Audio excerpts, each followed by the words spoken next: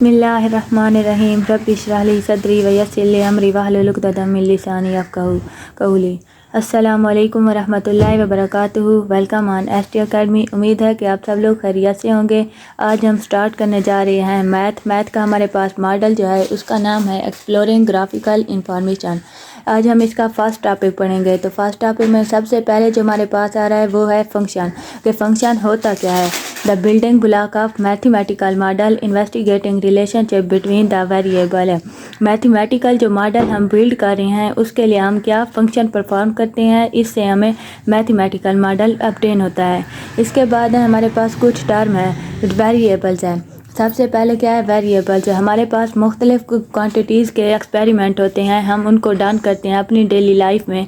एक हमारे पास काज effect relationship है जो कि एक्सप्लेन करता है कि हमारे पास हुआ क्या था और उसके में कि हमने किया क्या है, उसका इफ़ेक्ट फाइंड करने के लिए कि हमारे पास जो इफ़ेक्ट प्रोड्यूस हुआ है उसका हमारे पास काज क्या होगा। तो हम इस वेरिएबल को इस तरह डिफाइन कर सकते हैं the things that are changing in the experiment in is called variable. जो वेरिएबल है, वेरिएबल का मतलब भी यही होता है कि चेंज होना। तो जो थिंग्स हैं हमारे पास चेंज हो रही हैं किसी भी एक्सपेरिमेंट में, हम इसको वेरिएबल्स कहेंगे। ये जो वेरिएबल्स है इसमें हमारे पास क्या है काज और इफ़ेक्ट रिलेशनशिप होता है। तो इसकी हम प्रॉपर डिफाइन इस तरह कर सकते हैं एनी फैक्टर ट्रेट और condition that can exist in different amount और टाइप्स आर कॉल्ड वेरिएबल्स। कोई भी फैक्टर हो, ट्रेट हो या कोई भी कंडीशन हो जो कि मुख्तलिफ फॉर्म में अक्कर हो रही हो तो हम इसको क्या कहेंगे वेरिएबल्स कहेंगे। वेरिएबल्स क्या है, हमारे पास दो टाइप्स के वेरिएबल हैं। एक हमारे पास है इंडिपेंडेंट वेरिएबल, ऐसा वेरिएबल जो काज कर रहा हो किसी भी एक्सपेरिमेंट की काज वजह बन रहा हो तो हम इसको इंडिपेंडेंट वेरिएबल कहेंगे। या इसको हम इस तरह भी कह सकते हैं a variable is called independent if it's not influenced by other variable. अगर इसका ये दूसरे वेरिएबल्स के साथ इसका कोई रिलेशन ना हो, ये सिर्फ काज कर रहा हो खुद, इसको हम इंडिपेंडेंट वेरिएबल्स कहते हैं। दूसरी टाइप क्या है कि डिपेंडेंट वेरिएबल, ऐसा वेरिएबल जो बेसिकली इफ़ेक्ट कर रहा हो किसी भी एक्सपेरिमेंट को, यानी कि रिजल्ट दे रहा हो और इंडिपेंडेंट वेरिएबल्स का जो कि उसने काज किया था और हमें डिपेंडेंट वेरिएबल आकर इफ़ेक्ट देगा, उसका रिजल्ट देगा, हम इसको डिपेंडेंट वेरिएबल्स कहते हैं। या इसको हम यूँ भी कह सकते हैं ऐसा वेरिएबल जो कि दूसरे वेरिएबल से इन्फ्लुएंस हो रहा हो, हम इसको डिपेंडेंट वेरिएबल्स कहते हैं। हमारे पास डिपेंडेंट वेरिएबल है, इसकी वैल्यू डिपेंड कर रही है इंडिपेंडेंट वेरिएबल्स में कितना चेंज आ रहा है उसके ऊपर। जो इंडिपेंडेंट वेरिएबल है वो हमें काज दे रहा है किसी भी इफ़ेक्ट का। इसकी हम एग्जांपल इस तरह ले सकते हैं कि हाउ लॉन्ग हम we sleep affect our test score, यानी कि हम जितना सोएंगे, इसमें जो हमारा सोना है स्लीप करना है वो एक इंडिपेंडेंट वेरिएबल है क्योंकि ये एक हमारा आज़ाद वर्ग है। लेकिन अगर हम जितना सोएंगे तो उतना ज़्यादा ये हमारे टेस्ट स्कोर को यानी कि हमारे रिजल्ट को अफेक्ट करेगा। तो ये हमारे पास क्या है डिपेंडेंट वेरिएबल है हमारे। अब इसमें इस एग्जांपल से ये ज़ाहिर हो रहा है कि हमारे पास जो टेस्ट स्कोर है वो डिपेंड हो रहा है हमारी स्लीप के ऊपर। अगर हम ज़्यादा स्लीप करेंगे तो हमारे टेस्ट स्कोर कम हो जाएंगे। तो इस तरह ये वेरिएबल्स का रिलेशन है एक दूसरे के साथ। अब नेक्स्ट टॉपिक क्या है हमारे पास इंट्रोडक्शन टू फंक्शन के फंक्शन को इंट्रोड्यूस किसने करवाया था। तो सबसे पहले फंक्शन को जो इंट्रोड्यूस करवाया था वो एक जर्मन मैथमेटिशियन था जिसका नाम क्या है लीबनिट्ज़। इन 1673 में उसने डिनोट करवाया कि एक क्वांटिटी दूसरी क्वांटिटी के ऊपर डिपेंड कर रही है। फंक्शन को समझने के लिए हम अपनी डेली लाइफ ही देख लेते हैं कि उसमें हमारे पास क्या है, हम बहुत ज़्यादा वर्क करते हैं तो उसमें भी हम फंक्शन कर रहे हैं। अगर हम कंसीडर कर लें फंक्शन को एक मशीन, तो इसको हम एक इनपुट वेरिएबल देंगे यानी कि इंडिपेंडेंट वेरिएबल देंगे जो कि काज करेगा किसी भी इफ़ेक्ट के लिए, किसी भी रिज़ल्ट के लिए। वो इस जब हम इसको देंगे तो वो फंक्शन की मशीन में जाकर वर्क करेगा। जब वो वर्क करेगा तो वो हमें आउटपुट देगा, एक डिपेंडेंट वेरिएबल देगा। तो इस तरह क्या है फंक्शन एक मशीन की तरह काम कर रही है हमारी डेली लाइफ में। एक और एग्जांपल आप इस तरह लिख सकते हैं कि एरिया ऑफ ए स्क्वायर, एक स्क्वायर का एरिया जो है वो डिपेंड कर रहा है एक्स उसकी साइड जो है उसके ऊपर। तो हम इसको A is equal to X square कर रहे हैं। अब यहाँ पर जो एरिया है हमारे पास एक डिपेंडेंट क्वांटिटी है उसकी साइड्स के ऊपर है। तो हम इसको यूँ कह सकते हैं कि A is a function of X. A क्या है, अब एक्स का फंक्शन है। नेक्स्ट है हमारे पास के फंक्शन को हम रिप्रेजेंट कैसे करते हैं। तो स्विस मैथमेटिशियन था लियोनार्ड यूलर, उसने आइडिया दिया कि हम डिनोट कैसे करें फंक्शन को। तो उसने कहा हम फंक्शन को इस इक्वेशन की तरह डिनोट कर सकते हैं। एक्स क्या है, हमारे पास एक इंडिपेंडेंट वेरिएबल है जो कि हम हमारा काज प्रोड्यूस कर रहा है, और उसके बाद y जो है डिपेंडेंट वेरिएबल है जो कि इफेक्ट प्रोड्यूस करेगा, और यहाँ पर जो f दिखाया हुआ है ये फंक्शन को शो करेगा। तो हमारे पास x और y रियल नंबर होंगे तो हम f को कहेंगे real valued function of real number. एक रियल नंबर जो है हमारे पास x और y, तो इसको हम जो इसका जो फंक्शन होगा उसको हम कहेंगे real valued function of real number. Function of work कैसे करता है कि डिस्क्राइब करता है फंक्शन हमें कि एक डिपेंडेंट क्वांटिटी जो है वो किस तरह चेंज हो रही है एक या एक से ज़्यादा इंडिपेंडेंट वेरिएबल्स के साथ। अगर हमारे पास क्या है दो वेरिएबल्स हैं तो हम इसको इस तरह कुछ डोनेट करेंगे, पहले हम उसकी इंडिपेंडेंट वेरिएबल लिखेंगे फिर उसके बाद डिपेंडेंट वेरिएबल। अगर हमारे पास क्या है दो क्वांटिटी हैं, एक x दूसरी y, x अगर हमारे पास इंडिपेंडेंट वेरिएबल है उसके बाद y जो है डिपेंडेंट वेरिएबल है, तो इसको हम इस तरह से इक्वेशन में लिखेंगे y is equal to f of x। अगर अभी तक आप लोगों ने मेरे चैनल को सब्सक्राइब नहीं किया तो जल्दी से सब्सक्राइब कर लें, और वीडियो की पसंद आने की सूरत में इसको लाइक करें और साथ में कमेंट देना मत भूलें, और इसको ज़्यादा से ज़्यादा अपने दोस्तों के साथ शेयर करें ताकि उनका भी कुछ बेनिफिट हो। और अब हम नेक्स्ट स्टार्ट करते हैं way of representing a function. हम फंक्शन को किस तरीके से रिप्रेजेंट कर सकते हैं। तो हमारे पास फंक्शन को रिप्रेजेंट के लिए बेसिक तीन वे हैं जिससे हम फंक्शन को रिप्रेजेंट करते हैं। एक क्या है, हम डाटा टेबल के ज़रिए फंक्शन को लिखते हैं। एक हम टेबल बना लेते हैं इस तरह कुछ, और उसमें हम डाटा टेबल के ज़रिए फंक्शन को ज़ाहिर करते हैं। दूसरा क्या है, हम कोई पिक्चर बना लेते हैं या कोई ग्राफिकल फॉर्म बना लेते हैं, तो इस तरह हम फंक्शन को डोनेट करते हैं। और थर्ड हमारे पास क्या है, हम फंक्शन को इक्वेशन या फार्मूले के साथ लिखते हैं, जैसे कि हमने लिखा है कि y is equal to f of x, इस तरह।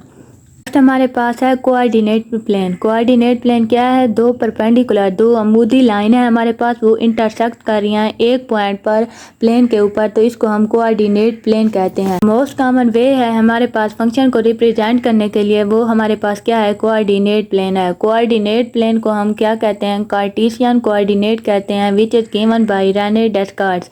ये एक मैथमेटिशियन था, इसने दिया है। इसके बाद क्या है, कोऑर्डिनेट प्लेन के अंदर हमारे पास क्या क्या मौजूद होते हैं। एक हमारे पास एक्सेस मौजूद होता है, each number line is called axis. कोई भी लाइन होगी उसको हम क्या कहेंगे, एक्सेस कहेंगे, जहाँ पर हमने नंबर शो किया होगा। दूसरा क्या है, ओरिजिन है। ओरिजिन वो पॉइंट होगा जहाँ पर दो लाइन आकर इंटरसेक्ट करेंगी, एक दूसरे को मिलेंगी और शो करेंगी नंबर ज़ीरो। वहाँ पर क्या है ज़ीरो होगा तो उसको हम क्या कहेंगे, ओरिजिन कहेंगे। इसके बाद क्या है एक्सेस। एक्सेस में हमारे पास दो तरह के होते हैं, एक एक्स एक्सेस दूसरा वाई एक्सेस। अगर हम वर्क कर रहे हैं विद द फंक्शन तो horizontal axis are called the x axis. अब जो हमारे पास क्या है हॉरिजॉन्टल एक्सेस इस तरह का होगा, उसको हम क्या कहेंगे, एक्स एक्सेस। इसके बाद है हमारे पास वाई एक्सेस। जब हम फंक्शन कर रहे हो तो वर्टिकल एक्सेस में हम जब हम शो करेंगे इसको हम वाई एक्सेस कहेंगे। नेक्स्ट है हमारे पास ऑर्डर पेयर। ऑर्डर पेयर क्या है, the points in coordinate plane are describe by two coordinates. दो कोऑर्डिनेट के जरिए जब हम इसको ज़ाहिर करेंगे तो हम इसको ऑर्डर पेयर कहेंगे। अब जो ऑर्डर पेयर दो होंगे, एक हमारे पास एक्स कोऑर्डिनेट दूसरा वाई कोऑर्डिनेट। एक्स कोऑर्डिनेट क्या है, गिव करेगा हॉरिजॉन्टल पोजीशन, ओरिजिन के साथ क्या है हॉरिजॉन्टल पोजीशन देगा, और वाई एक्सेस क्या देगा, वर्टिकल पोजीशन देगा, तो हम इसको वाई कोऑर्डिनेट्स कहेंगे। एक्स और वाई कोऑर्डिनेट को जब हम रिप्रेजेंट करते हैं तो कुछ इस फॉर्म में रिप्रेजेंट करते हैं, एक्स कामा वाई। इसके बाद अगर ये दोनों फंक्शन कर रहे हैं तो हम इसमें जो एक्स एक्सेस है उसको शो करेंगे एक इंडिपेंडेंट वेरिएबल्स है, और वाई क्या है हमारे पास डिपेंडेंट वेरिएबल्स है। हॉरिजॉन्टल और वर्टिकल लाइन जो एंगल बनाती हैं इस तरह वाला, ये क्या है हमारे पास 90 का एंगल बना रही हैं। इसके बाद अब ये देखें हमारे पास क्या है क्वाड्रेट्स हैं। इन्हीं क्वाड्रेट्स को हम कोऑर्डिनेट्स प्लेन ही कहते हैं। अब इसमें हमने एक लाइन ड्रा की वर्टिकल लाइन में वाई एक्सेस को शो किया और हॉरिजॉन्टल लाइन में एक्स एक्सेस को। इसके फिर हमने चार पार्ट बना लिए, एक फर्स्ट कोऑर्डिनेट, सेकंड, थर्ड और फोर्थ। और यहाँ पर हमारे पास एक्स एक्सेस पॉजिटिव में, यहाँ एक्स एक्सेस नेगेटिव में। इसके बाद वाई एक्सेस ऊपर पॉजिटिव में, नीचे वाई एक्सेस नेगेटिव में। तो इस तरह जो है वाई कोऑर्डिनेट जो हमारे पास कोऑर्डिनेट्स बन गए हैं, इन कोऑर्डिनेट में जो फर्स्ट कोऑर्डिनेट्स है ये क्या हमारे पास 0 से बड़ा होगा, एक्स की वैल्यू 0 से बड़ी होगी। इसके बाद वाई की जो है वो भी पॉजिटिव है तो बड़ी होगी, तो हमारे पास जो कोऑर्डिनेट्स बनेगा एक्स प्लस वाई का कोऑर्डिनेट्स बनेगा। तो इसके बाद सेकंड कोऑर्डिनेट में वाई की वैल्यू हमारी होगी ग्रेटर देन 0, लेकिन जो एक्स की वैल्यू वैल्यू है वो होगी लेस दैन 0। तो इस तरह जो कोऑर्डिनेट्स बनेगा y माइनस एक्स बनेगा, या हम इसको लिख सकते हैं माइनस एक्स प्लस वाई वाला। इसके बाद थर्ड कोऑर्डिनेट्स में क्या है, दोनों की वैल्यू नेगेटिव में होगी। तो इस तरह क्या है, दोनों की वैल्यू 0 से कम होगी, तो हम इसको इस तरह लिखेंगे माइनस एक्स और माइनस वाई। इसके बाद है फोर्थ कोऑर्डिनेट में क्या है, वाई एक्स की वैल्यू हमारे पास पॉजिटिव और वाई की नेगेटिव, तो इसको हम लिखेंगे एक्स माइनस वाई। और इसमें जो है एक्स की वैल्यू क्या है, ग्रेटर दैन 0 होगी और वाई की लेस दैन 0 होगी। हमारे पास होगा एक्स एक्सेस, तो इसको हम एब्सीसा कहेंगे और वाई एक्सेस को हम ऑर्डिनेट्स कहेंगे। अब एक एग्जांपल है कि 2 वाओ 3, तो हमने पीछे पढ़ा है कि हम इसको इंडिपेंडेंट और डिपेंडेंट वेरिएबल्स को कैसे शो करेंगे। इंडिपेंडेंट पहले लिखेंगे एक्स वाला, उसके बाद वाई वाला, उसके बाद है 3 वाओ माइनस 4, 2 माइनस 3 और माइनस 3 माइनस 1। तो इस तरह हमारे पास क्या है, ग्राफ बन जाएगा कोऑर्डिनेट्स के ऊपर। जब हम इसको शो करेंगे तो हम कुछ इस तरह से शो करें, 2 वाओ 3 है, तो दोनों की वैल्यू पॉजिटिव है, एक्स की भी वाई की भी। तो हम इस तरह इस जगह ये 2 और इसके साथ इस साइड पे हम देखेंगे 3 कहाँ पे आ रहा है, तो 2 वाओ 3 हो जाएगा। उसके बाद नेक्स्ट हमारे पास क्या है, 3 वाओ माइनस 4, यानी कि एक्स हमारे पास पॉजिटिव वाई नेगेटिव। तो ये हमारे पास क्या है, फोर्थ कोऑर्डिनेट में ये हमारे पास 3 आ गया। इसके बाद इस साइड से हम वाई वाली पे देखेंगे माइनस 4 कहाँ है, तो माइनस 4 के साथ आकर लाइन टच हो जाएगी। इसके बाद हमारे पास -2 और -3।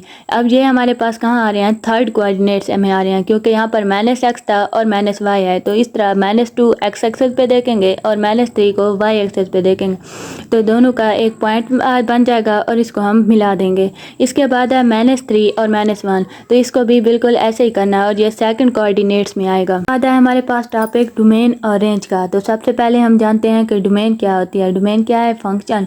Domain of a function is a set of values that are allowed to plug into our function, यानी कि हमारे फंक्शन के अंदर आकर प्लग करें, उसमें इंटरफेयर करें, इसको हम डोमेन्स कहेंगे। या इसको हम इस तरह से भी डिफाइन कर सकते हैं, एक independent variable of a function है जो कि रिस्ट्रिक्ट कर रहा है सम सेट को, then this set is called the functional domain function हम इसको कहेंगे। उसके बाद है हमारे पास range of a function set of value that function assume, जो कि फंक्शन खुद एज्यूम कर रहा है, इसको हम रेंज कहेंगे। तो हमारे पास क्या है, आउटपुट वैल्यू है। सेट क्या है हमारे पास, रेंज जो है आउटपुट वैल्यू होगी और डोमेन हमारे पास क्या है, इनपुट वैल्यू। ये देखो, ये मैंने एक डोमेन शो की ए, इसके बाद ये हमारे पास क्या है, रेंज है बी, और इनके ऊपर अब फंक्शन जब परफॉर्म होगा तो 1 की वैल्यू 1 आ गई।